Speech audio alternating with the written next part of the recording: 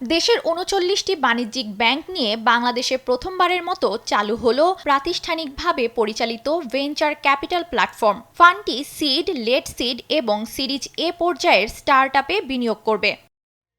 Bangladesh startup investment company BSIC আয়োজিত অনুষ্ঠানে এ প্ল্যাটফর্মের প্রথম ফান্ডের উদ্বোধন করা হয়। ৪২৫ কোটি টাকা সমমূল্যের প্রায় ৩৫ মিলিয়ন মার্কিন ডলার প্রতিশ্রুত মূলধন নিয়ে যাত্রা শুরু করল এই প্ল্যাটফর্মটি।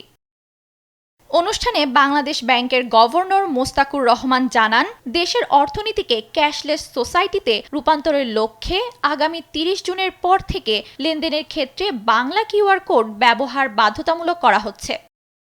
এ সময় অর্থমন্ত্রী আমির খসরু মাহমুদ চৌধুরী বলেন, শৃঙ্খলা ফেরাতে দেশের আর্থিক খাতে কোনো হস্তক্ষেপ করবে না সরকার। কোনো ধরনের রাজনৈতিক অ্যাপয়েন্টমেন্ট হবে না। I can assure you this is not a political statement. I am saying this is the decision of the party, this is the decision of the government, this is the decision of the Prime Minister of Bangladesh. So no political interference in the financial sector. We are shortly forming Bangladesh Securities and Exchange Commission. দেশের banking খাত সহ পুঁজিবাজারের সমস্যা সমাধানের পাশাপাশি দেশি বিদেশি fund আনতে সরকার কাজ করছে বলেও উল্লেখ করেন অর্থমন্ত্রী। And the government is also setting aside a fund. Tania Akter, দেশ TV, Dhaka. The banking sector, financial sector